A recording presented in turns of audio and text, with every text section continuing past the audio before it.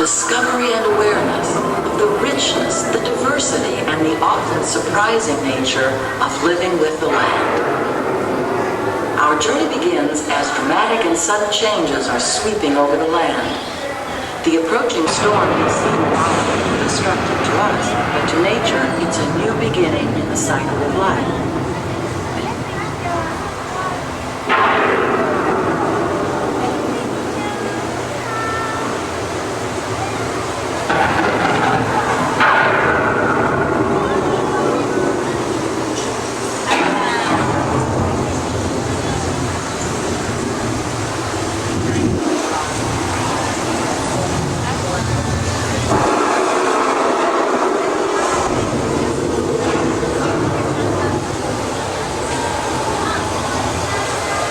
Beneath the surface of the land, roots trap water from the flowing mud, extracting precious nutrients and minerals.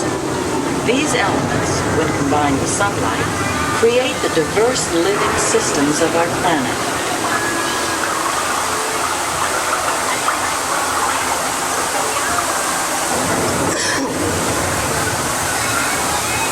One of those living systems is the rainforest, home to the most amazing concentration of life on our planet. These dense and beautiful forests cover only a tiny portion of the Earth's surface, but they contain more than half of its plant and animal species. Rainforests are also extremely rich and productive living systems, providing us with oxygen, food, medicine, and other elements essential to our life.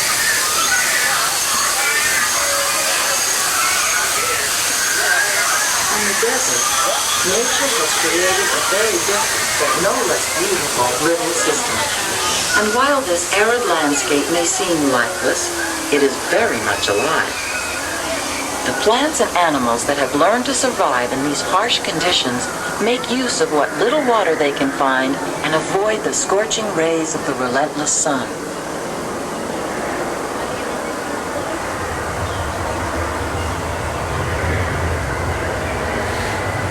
The American prairie once appeared as desolate as the desert, but over time, rainwater and nutrients gradually penetrated the hard surface of this land. Even the hooves of the mighty buffalo helped create the rich soil that would one day become home to the American farm.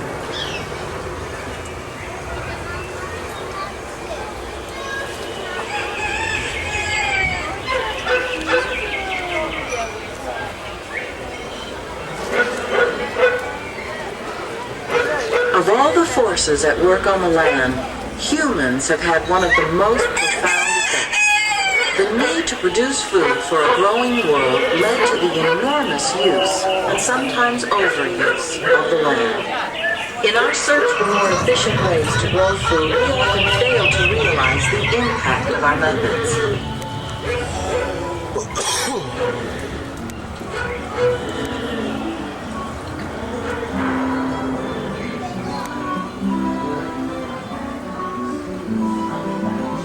Today, we're learning to live with the land, discovering better ways to grow food that will assure both human and environmental well-being.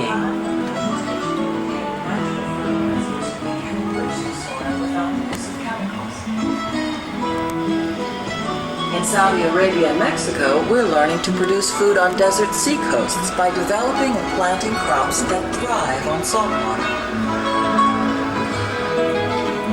Here at EPCOT, we're learning to reduce the need for pesticides by using natural predators like ladybugs and wasps to control pests.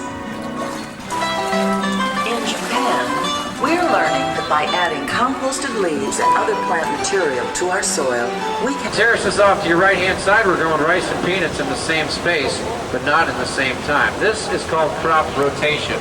The actual location of each crop is switched after each harvest. The nitrogen left by the peanuts can be used as the natural fertilizer for the newly planted rice. Over here to the right-hand side, we have sugar fish and hybrid tilapia. Now these are three of the fish that are actually featured in our restaurants right here at Walt Disney World. Well, systems like this enable us to grow fish in the harshest climates, maybe in the desert. Off to the right-hand side, ladies and gentlemen, no longer an endangered species, the American